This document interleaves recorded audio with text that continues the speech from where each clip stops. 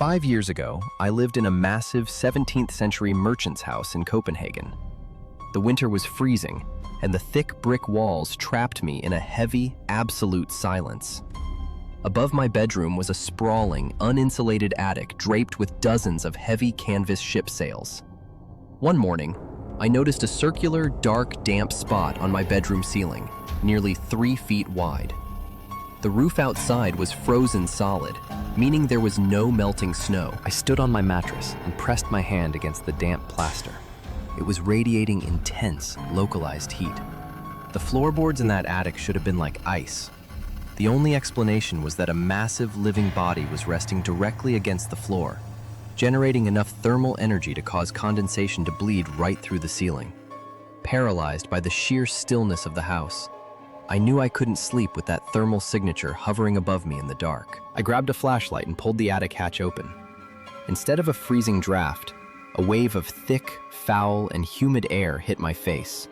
I climbed into the pitch-black space, pushing through the suffocating maze of hanging sailcloths.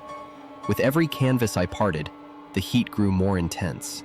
I reached the center, exactly above my bed.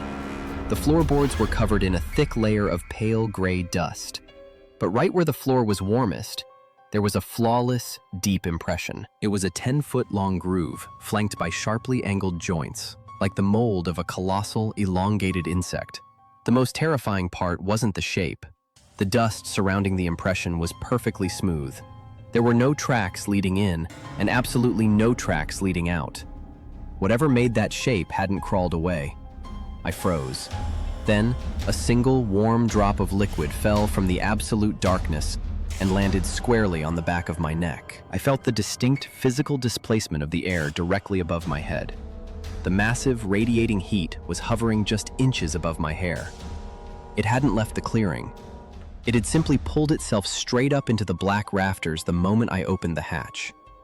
Every instinct in my body commanded me to run, but the heavy canvas sails surrounded me like a cage.